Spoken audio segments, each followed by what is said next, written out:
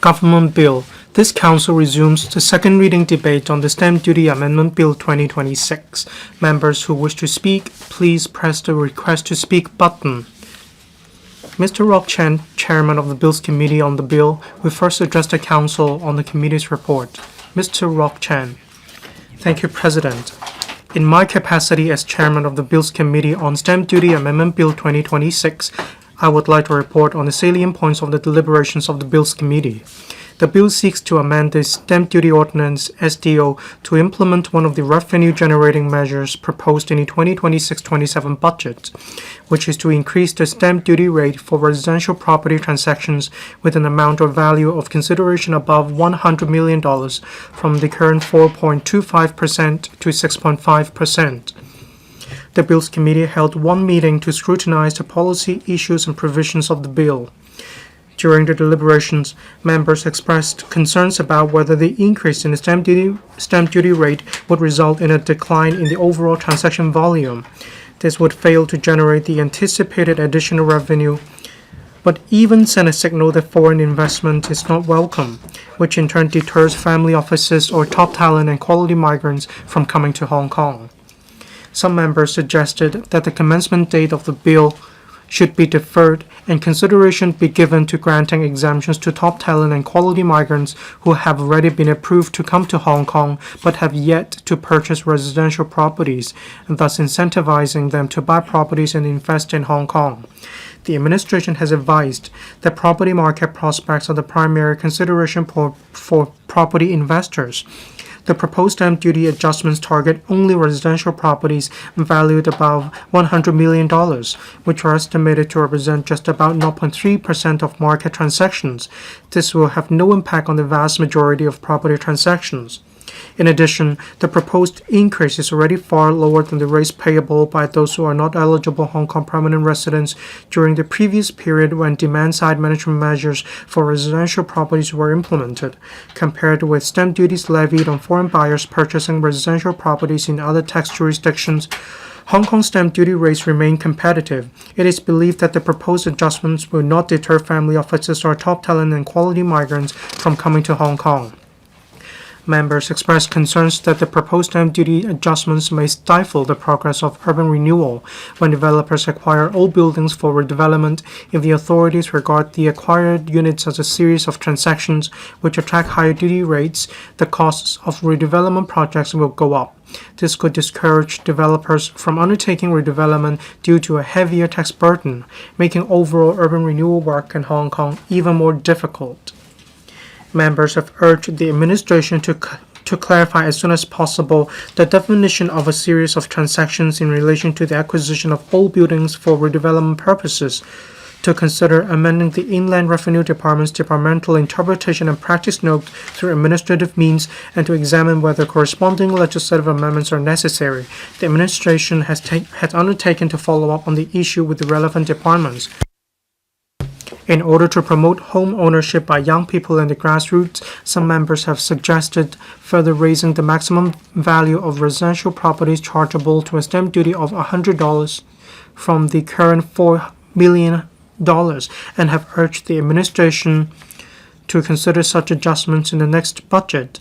Furthermore, the Bills Committee has also discussed the consequences of failing to pay the additional stamp duty and the follow-up actions to be taken by the administration. The administration advised that the collector of stamp revenue may recover unpaid additional stamp duty and late penalty through civil proceedings. If the court rules in the civil proceedings that the relevant person should pay the additional stamp duty and late penalty, but the amounts remain unpaid, the collector will apply to the court for a charging order on the property and register the charging order with the land registry. President, now I'd like to turn to my personal views on the bill.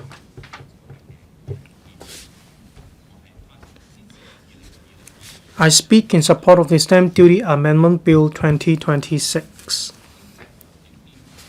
Amid the recent economic changes and fiscal deficit, the Hong Kong government must generate more income sources and cut expenditure. We need to abide by the principle of being fair. There are about 65,000 property transactions in Hong Kong. For those above the cost of $100 million, there are above 180 cases. That is about 0.3% of all property transactions in Hong Kong. In other words, this will have no impact on the vast majority of cases. However, this will generate an additional $1 billion to the government. This will not only help with handling the fiscal deficit of the public coffers, but it also shows the sense of responsibility of the government. There are social calls over possible impact on the property market amid the current economic changes, or this might even deter family offices, top talent, and quality migrants from coming to Hong Kong. I believe we need to take into account objective data. In accordance with the IRD, in March 2026, private property price index has increased to 312.8. That is about 1.39%. Property transactions increased by over 50%. This shows stabilization of the property transaction market. When it comes to attracting top talent and quality migrants, we can see great momentum, as at the end of 2025, for single-family offices coming to Hong Kong, the figure totaled 3,384, over 25% increase from the same period last year. This shows the continued confidence in Hong Kong from the perspective of family offices. We can see that the investor places an emphasis on the overall advantages of Hong Kong as an international financial center, and they prioritize the overall market prospects. Even if the stamp duty rate is going to increase to 6.5%, it is still very competitive compared with 30% that non-local buyers need to pay. Comparing with Singapore and Australia, the stamp duty rate charged in Hong Kong is still very competitive. That is why I support the original commencement date of the proposed by the administration to ensure policy certainty and coherence. I support the bill.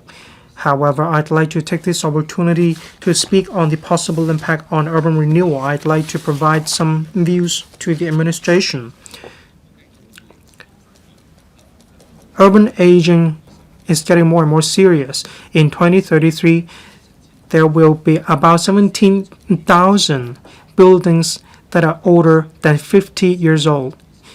We must not rely solely on the Urban Renewal Authority. We need to mobilize the private sectors, that is, private developers, in order to expedite the pace of urban renewal. At present, when developers acquire old buildings for redevelopment, and if such transactions are considered by the Stamp Office as a series of transactions, therefore attracting the higher 6.5% duty rate, this will significantly increase the cost of redevelopment, and this will also discourage developers from undertaking such projects. In other words, the overall urban renewal work in Hong Kong will be retarded. On the 10th of April, the Bills Committee received a reply from the FSTB. There was a detailed explanation related to this matter.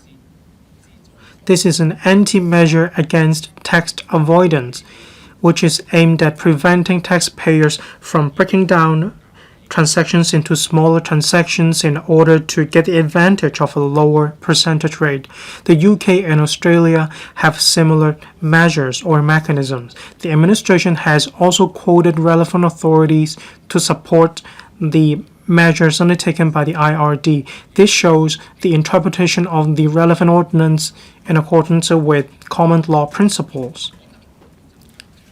The administration has explained that such a measure might increase the cost of urban renewal projects, but it has undertaken that it will take into account policy certainty, legal effect, stamp duty regime, and so on. I'd like to make a few suggestions for the administration. First of all, the administration should use its reply dated the 10th of April as a starting point. It needs to set a clear timeline with the relevant stakeholders and government departments. Within a reasonable period of time, they need to conduct a review on the relevant interpretation and practice notes of the department. They also need to review such practice notes to set a clear definition of redevelopment, such as the location of the units, the age of the buildings, is it 50 years old? Unit titles should also be taken into account. Therefore, developers with the real purpose of urban renewal will have clear guidelines to follow. Regarding marginal relief, the government needs to place a priority on acquisition for redevelopment purposes. If multiple units are held by one single owner, that means there is no need to consolidate the title ownership, and in this case, there shouldn't be any granting of the exemption. In contrast, if multiple units are held by multiple different owners, developers need to acquire these units from multiple owners in order to achieve the purpose of redevelopment. In this case, when developers make an application and when they can substantiate their application, that is, they are really doing so for the purpose of redevelopment, the administration should consider granting a lower stamp duty rate. The aim is to encourage projects that come with a good public intention or public interest. I also suggest that the government review the relevant guidelines from time to time. The administration needs to report to the Panel on Financial Affairs of the Council in order that the public will have the latest information about this. We need to expedite the pace of urban renewal. President, overall, this bill strikes a balance between increasing revenue and market competitiveness. I so submit I support the bill. Mr. Andrew Fan, thank you. Deputy President, I speak as a member of the Bills Committee in support of the Stamp Duty Amendment Bill 2026. We have this bill intention to increase government revenue and based on the affordable users pay principle for property with a consideration exceeding $100 million, the rate will be increased from 4.25% to 6.5%. It will bring about an additional revenue of $1 billion per year to the government. It only affects 0.3% of the luxury property trades. So it has limited impact on the general public, so I support the general direction of the amendments. During the deliberations of the Bills Committee, for a series of transactions, a higher tax rate will have to be paid. I have raised concerns about this, and I would like to follow on this issue today. On the definition of one series of transactions, some definitions may affect those who are living with their families, and I would see this as a normal property demand. And for multiple transactions that are attached, they should be seen as a single transaction for the calculation of tax rate. I think the anti-avoidance arrangements are reasonable, but then I want to raise in particular, there are many village houses in the new territories that would have units that are connected, and we have multiple family members living in those units, and they acquire the units separately and they own them separately. They live together because they want to take care of their elderly and younger family members, and unfortunately, they will be charged a higher tax rate under the arrangements in the amendment bill. I hope that the administration can collect more data after implementation of the amendment bill to see how many of the trades would involve such cases and provide appropriate concessions to them. Like other Bills Committee members, I am concerned about how the amendments may increase the costs for urban renewal. And with the relevant transactions regarded as a single transaction, it can directly increase redevelopment costs and dampen incentives of private sector developers acquiring older buildings. And we have a lot of buildings that are aged 50 years or above that desperately need to be redeveloped. The Urban Renewal Authority can't cover all of these buildings on their own. We need to have private sector participation. If there's an unreasonable increase in tax costs, in the end, it's just going to hurt citizens. And it will stop our pace of urban renewal. I welcome the administration pledging to follow up with developers and implement administrative guidelines or measures to provide suitable concessions while plugging the tax evasion loopholes. We want to strike a balance between that and urban renewal. Overall speaking, Deputy President, I believe the amendment bill has struck a balance between public finance and trying to facilitate operations of the property market. But I hope that in the end, on the premise of not facilitating tax evasion, we should consider reasonable demand of families and long-term development of the city in implementation of the bill so that we can truly benefit the public. I so submit speaking in support of the resumption of second reading and third reading of the bill. Mr. Dennis Leung. Thank you, Deputy President. I speak in support of the bill. The bill seeks to amend the Stamp Duty Ordinance Chapter 170 to give effect to an important proposal in the 2026-2027 budget to increase the ad valorem stamp duty chargeable on property transaction exceeding $100 million from 4.25% to 6.5%. And we have also Scale 3 rates added, so that Scale 1 and Scale 2 rates will be applicable to residential property, and Scale 3 rates will be applicable to non-domestic property. There are differing opinions. I think after careful consideration, the amendment bill is very much justified. We have only a small number, 0.3% of the property transactions affected by the change. And according to the relevant government data between April last year to January this year, we have in total 65,000 property transactions, and only 180 of them have an amount or value or consideration exceeding $100 million. So there is only limited number of transactions that were affected by the arrangement. So basically, 99% of the transactions won't be affected by the change.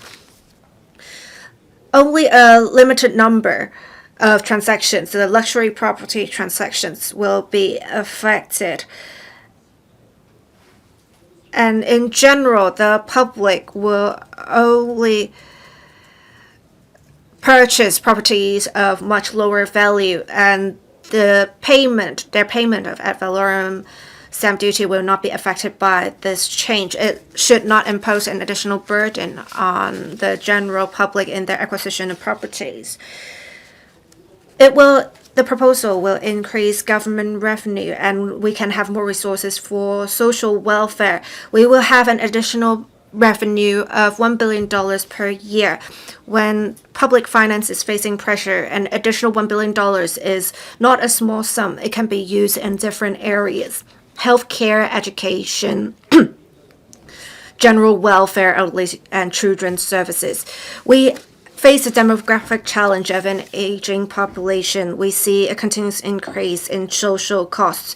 At the same time, the government is developing various projects, Northern Metropolis and artificial island projects. We will only have more financial commitments. We must have a stable revenue source to meet the various needs of society in the future. Based on an affordable users pay principle, the government makes use of the amendments to redistribute wealth in society. As we see a widening wealth gap, the government has a role to promote social fairness and reasonable allocation of wealth in society. For those who can purchase luxury properties worth more than $100 million, they are top of the pyramid in society. Asking them to pay an additional 2.25% stamp duty won't really affect their living quality. With the additional revenue, we can provide resources for those in need, narrowing the wealth gap. Deputy President, I have all along been paying attention to the situation of grassroots workers and underprivileged groups. We need to have fair wealth allocation so that more citizens can reap the fruits of economic development. This is the right value proposition for us. And I think the arrangements are not discriminatory. The number of transactions affected is just 0.3% of the total number of transactions.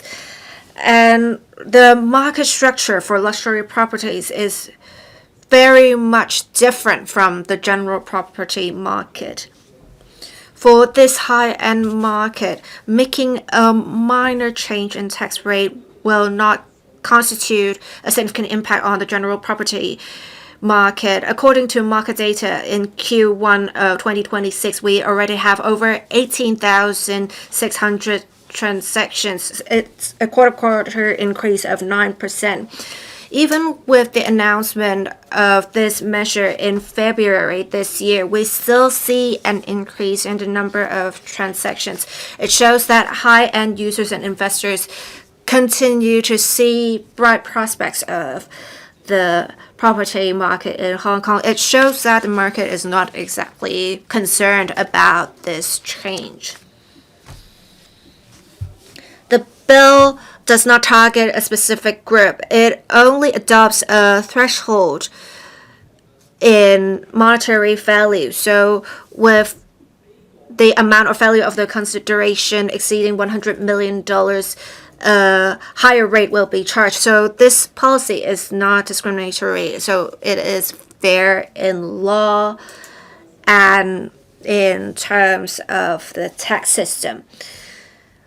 The economy of Hong Kong is undergoing in-depth transformation. The government must be proactive to ensure continuous development of the city. We have all along adopted a simple and low tax system, and this is an important part of our competitiveness. We need to, of course, maintain a simple and low tax system, but it does not mean that we should not make any changes. In the 2026-27 budget, there are 3 principles adopted by the government. We need to have a stringent control of government expenditure. We need to prevent significant adjustments of tax rates and introduction of new taxes. And we try to adopt the affordable users pay principle as well as the users pay principle. On the premise of maintaining a simple and low tax system, adjusting the tax rate with a small change, it will still comply with the 3 principles. We face different challenges, complex geopolitics. In particular, we have faced challenges in increasing government revenue sources. We do see a stamp duty revenue increase with the stock market doing well, but we should always be prudent. We are advancing from stability to prosperity. We need significant amount of financial resources for development projects such as Northern Metropolis and public transportation infrastructure projects. These are significant investments. If we are not forward-looking in planning when the economy reverses, the government cannot provide adequate public services in a sustained manner. We have limited scope of impact with this change in the bill. But the policy direction is important. It conveys a clear message that the government will adopt an administrative-led approach and maintain a simple and low-tax system, but ensuring we have adequate resources to meet various challenges in future for the long-term stability and prosperity. In the 2026 Stamp Duty Amendment Bill is fair and pragmatic. It only affects a small number of transactions. It will not affect the general public. It will also bring about an additional $1 billion in revenue for social measures. It also adopts the Affordable Users Pay principle, which is fair, promoting the redistribution of wealth in society. It is not discriminatory. It will not cause an general impact to the overall property market. I think it is an important step and necessary step we are taking in reforming the tax system. I speak in support of the bill. Dr. Johnny Ng. Thank you, Deputy President. The Stamp Duty Amendment Bill 2026 aims to implement the measure announced in the budget in 2026 to 27. It aims to increase the stamp duty rate for residential property transaction with an amount above $100 million from 4.25% to 6.5%. It aims to uphold the principle of those with more pay more. We need to tread very cautiously when it comes to using public funds. This will generate an additional revenue of $1 billion to the public coffers. This is in line with the overall principle of fairness. This measure only affects about 0.3% of the total property transactions. There is no direct impact on the vast majority of property transactions. However, from the perspective of people's lives and the long-term development of society, we shouldn't just focus on the $1 billion additional revenue. We need to have a forward-looking mindset. We need to consider the innovation and technology mindset. We also need to think about the possible impact on Hong Kong being the international financial center. We need to draw for talent and we need to retain talent in Hong Kong. During the Bills Committee meeting, I expressed my concerns regarding attracting quality migrants, top talent, and family offices in Hong Kong. Will there be possible impacts? $1 billion, that is the estimated additional revenue generated to the public coffers. Under different talent attraction schemes, over 100,000 top talent and quality migrants have been attracted to Hong Kong. These high-caliber entrepreneurs or INT experts have huge consumption power. They have plans to buy properties in Hong Kong in the luxury residential markets. They bring capital, technology, and network to Hong Kong. However, the mobility of these international INT talent is extremely high. They may be in Hong Kong today, however, they will probably go to another city tomorrow. Such a measure might cause some concerns to these high-caliber talent. They might consider other regions such as Singapore, Dubai, and so on. There is a keen competition for talent around the world. We need to tread very cautiously in order that top talent and quality migrants will not be deterred from coming to Hong Kong. The government needs to carry out reviews from time to time to make sure that the policy will not backfire. We also need to take into account the amount of property transactions in the luxury residential market to gauge the necessity of this measure. Under the principle of those with more pay more, we charge more on those with more means. However, at the same time, we need to consider how we can better help young people or those with less means to get on the property ladder. As our colleagues have mentioned, we can see an increase in the cost of properties in Hong Kong. The local property market is rallying. We can see an increase in the median home prices. I believe the government needs to consider this. We are moving from order to prosperity. We need to focus on the development of the local economy, we need to tie in with the national strategy. We need to uphold the principle of a simple tax regime in Hong Kong. I hope that the government will consider all these different factors when implementing this policy. Mr. Augustine Wong, thank you. I speak in support of the Stamp Duty Amendment Bill 2026.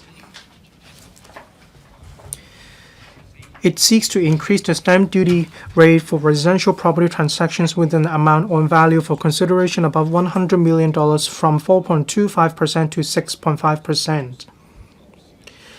The property market in Hong Kong has just started rallying. The industry considers that this is actually not necessary. Between 2022 and 2024, Hong Kong was plagued by different factors such as tariff hikes by the US, COVID-19 pandemic, global economy, and so on. In September 2021, the private property index stood at 398.1. In October 2024, the figure dropped to 209.1. That is a drop of 27.1%. It fell to a level that is similar to the one in 2016. In the Policy Address 2023, measures were proposed to shelve the demand-side management measures, including the stamp duty rate periods to be adjusted, as well as the new residential stamp duty rate dropped from 15% to 7.5% in order to further provide a boost to the market. In 2024 to 25 budget, the Financial Secretary announced the full scrapping of demand-side management measures. The industry welcomed this move. We hope that the government will from time to time revitalize the property market. We are pleased to see this measure implemented by the government. 2025, the private property market started rallying, and the cost of properties went up by 3.3%, and the volume of property transactions also grew by 18.3%. There was positive response in the industry. They believe that it was attributable to the wise move decided by the government. However, this time around, the government is going to introduce this measure to increase the stamp duty rate for residential property transactions in the luxury residential market. We are worried that this will be affected.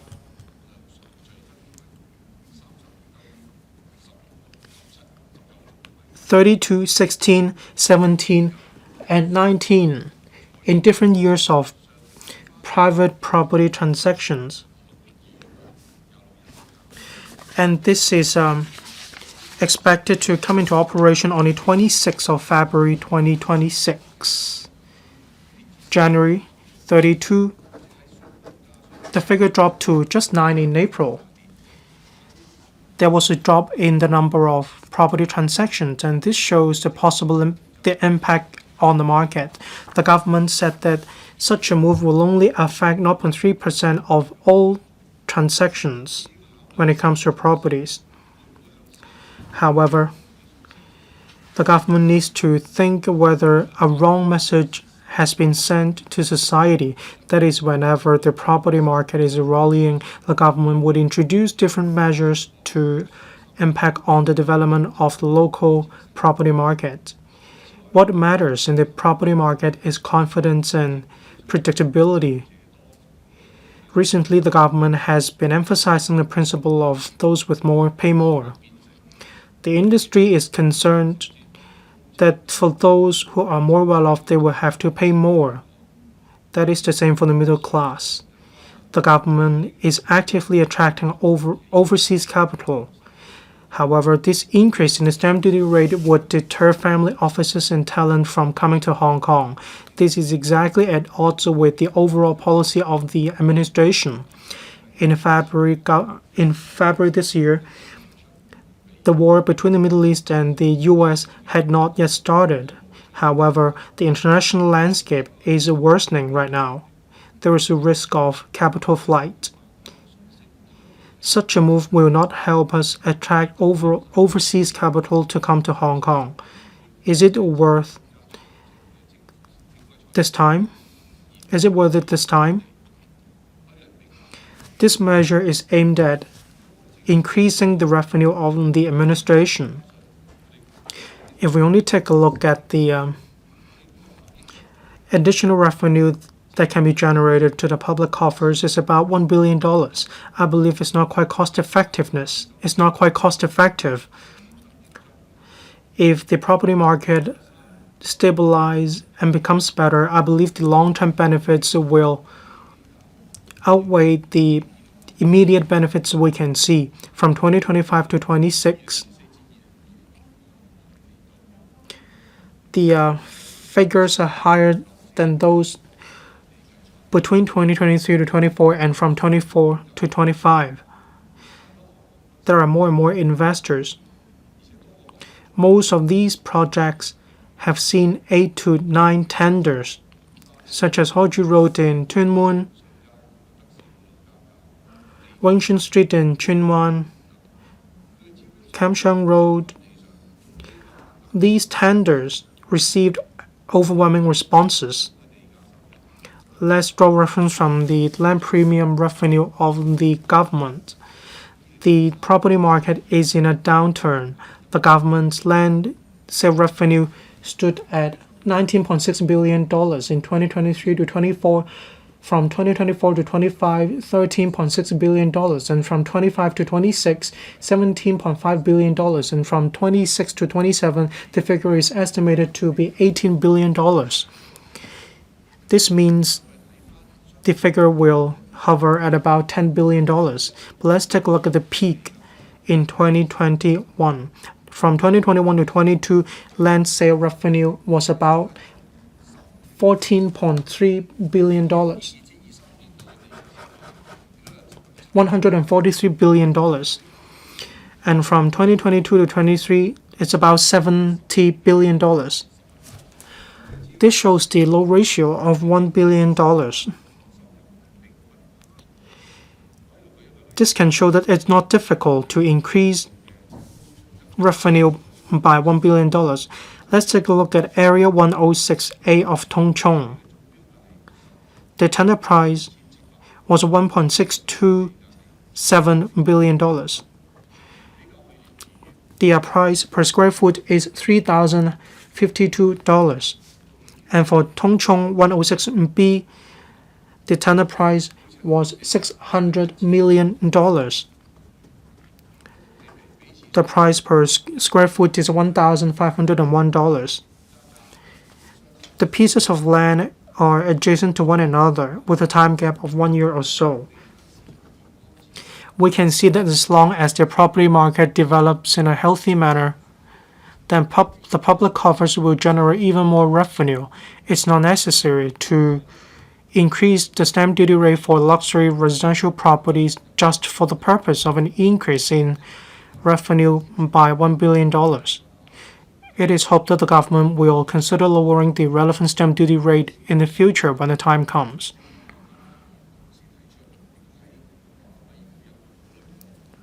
As discussed during the Bills Committee, this move might possibly affect the pace of urban renewal. Developers acquire old buildings for redevelopment. This might be treated by the stamp office as a series of transactions. This aggregates the value of the units, pushing the total over $100 million and attracting the higher 6.5% duty rate. This will further increase the cost of urban renewal. I'm glad to see that the administration has accepted the views of legislators. It is hoped that the government will proactively discuss it with the industry. We can see that the government has sincerity to solve this issue. We hope that the government will resolve the relevant difficulty, be it technicality or legal provisions.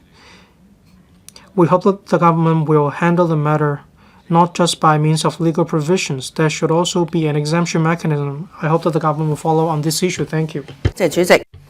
Ms. Christine Fong. Thank you, Deputy President. I speak in support of the Stamp Duty Amendment Bill 2026. This bill seeks to implement the proposed measures in the 2026-27 budget. It proposes to increase the stamp duty rate for residential property transactions with an amount or value of consideration above $100 million from 4.25 to 6.5%. At the Bills Committee, we had a discussion on this.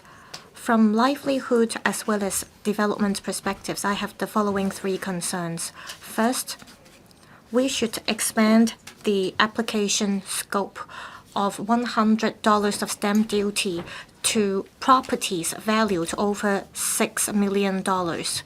Earlier, at the consultation exercise for the formulation of the 5-year plan, there were developers saying that the $100 only apply to properties valued at $4 million or below, and that restricts the scope and choices of home buyers.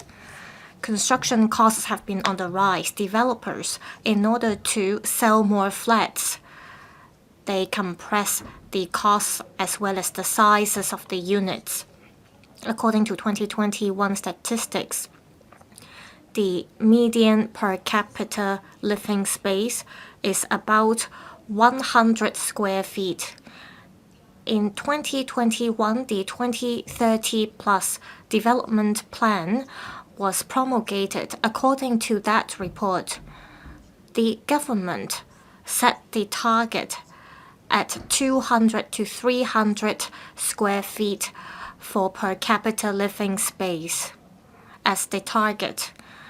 We want to build a blissful northern metropolis, and therefore I propose that we expand the application scope of $100 of stamp duty to properties valued at $6 million. This is to ensure that people can live in peace and contentment. Second, we have to prudently consider whether the increase of stamp duty rate would deter family offices from coming to Hong Kong. According to the administration, it is a slight increase of stamp duty rate. However, I'm worried that this measure would undermine the attractiveness of Hong Kong as an international wealth management center. As the government adheres to the principle of affordable users pay, we have to think about how to attract top-tier talents from around the world to maintain public finances. I agree that the stamp duty rate increase should apply to properties valued above $100 million, and that only affects 0.3% of the transactions. However, there are many transactions that involve a value of over $100 million. I was told by a former colleague that a movie star bought a property in Happy Valley and the transaction cost over $100 million. So we should not underestimate these transactions. Third, in relation to the arrangement for a series of transactions, without changing the principal legislations, we have to adopt administrative means. In the past, there were demand-side management measures, and we saw slower progress in redevelopment. And over the past 3 years, there were only 20 transactions concerning redevelopment. I think we should not defeat the purpose. I pretty much agree with Mr. Rock Chan. That is, we have to make clear how we define a series of transactions. That is, we have to see whether it is a single owner or multiple owner transactions. We have to, on one hand, ensure government revenue, but on the other hand, we have to ensure we take forward redevelopment of older districts. I also suggest that the government make reference to the practice note number 1 issued by the IRD in 2006. Without changing the legislations, the government should adopt administrative means to flexibly deal with relevant transactions. If administrative measures suffice, we will not have to amend legislations. I so submit. I support the second and third readings of the bill. Mr. Alan Chen. Thank you, Deputy President. Please clip your mic. Thank you, Deputy President. The Stamp Duty Amendment Bill 2026 can bring additional revenue to the public coffers. I support the bill, and I want to reiterate that during the clause-by-clause scrutiny of the bill, members raised concerns. I hope the government can seriously consider the suggestions we made. This is because this is crucial to attracting businesses and capital to Hong Kong as well as the redevelopment progress. Over the past few years, the government spent a lot of efforts in attracting top talents, quality migrants, as well as family offices. According to Invest Hong Kong, as at 2025, there were 3,380 single-family offices, representing an increase of 680 compared to 2 years ago. There were also studies showing that the operating expenditure of a single-family office bring about $12.6 billion of economic benefits to Hong Kong. They have been hiring 10,000 full-time professionals. The government has set new targets. In 2026 to 2028, the government seeks to assist over 220 family offices to expand their operations and set up businesses in Hong Kong.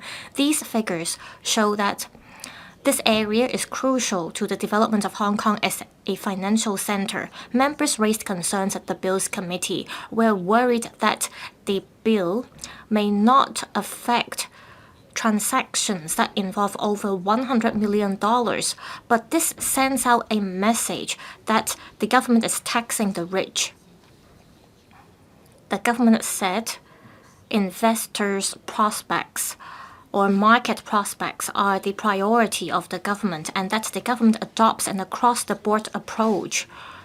I agree, and I don't think we're going to affect many transactions. However, if the bill is passed, I hope that the FSTB and the Invest Hong Kong can take the initiative to explain this measure to family offices and potential investors, telling them that this is a one-off measure and that it will not continue to tax ultra-high net worth individuals.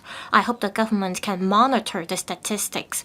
One, it should take into consideration the establishment of presence by family offices and top talents and the number of transactions of properties involving about $100 million.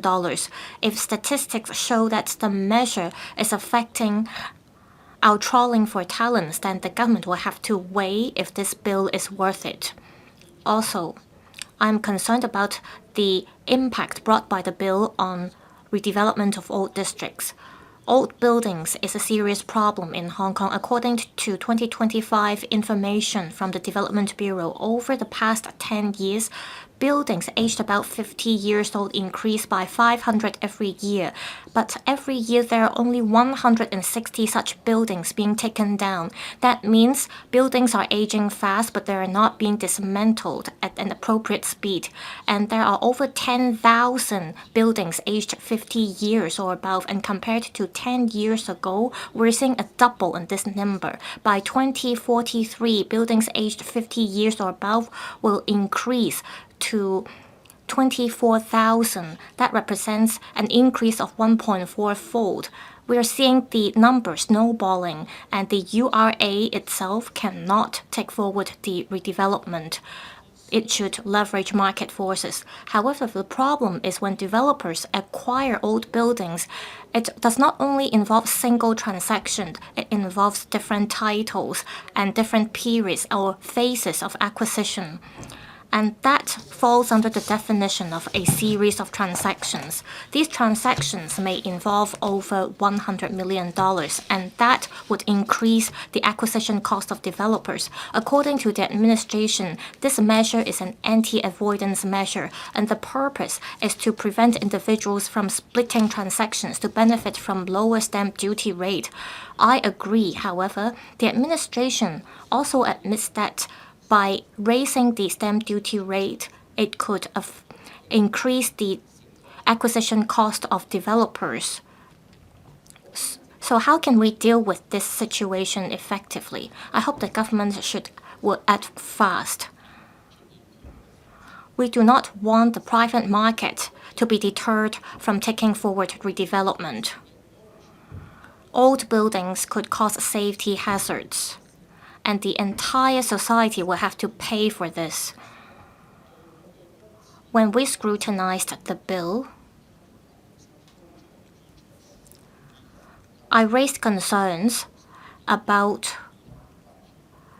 the impact of deterring family offices and top talents from coming to Hong Kong. I hope the government could do tracking studies to grasp whether this measure would bring about any impacts.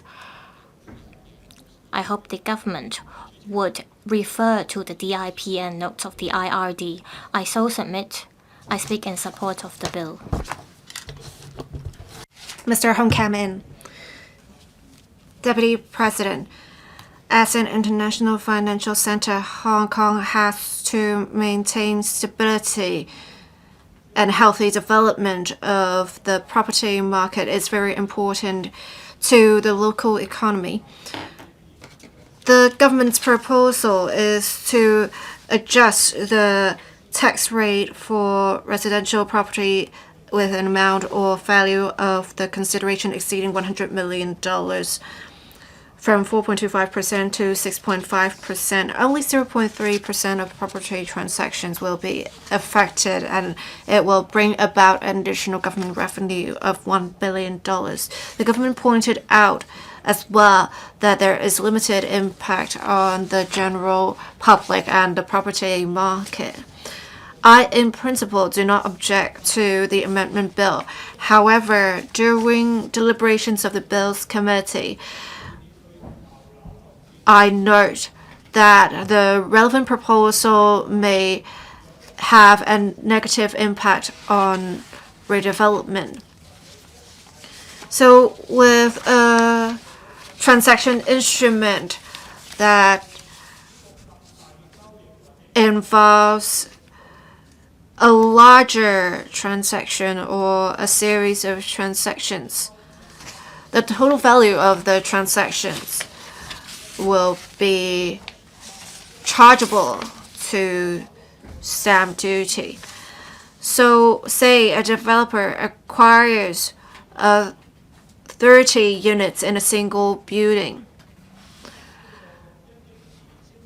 So the total value of the 30 units would be $120 million. Before, the developer will only be charged 4.25% in stamp duty, ad valorem duty, whereas with the proposal taking effect, 6.5% will be charged.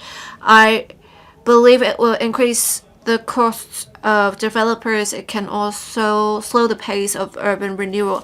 I think this is not a policy intent of the government in raising the relevant rates. Redevelopment of aged buildings should not be affected by this.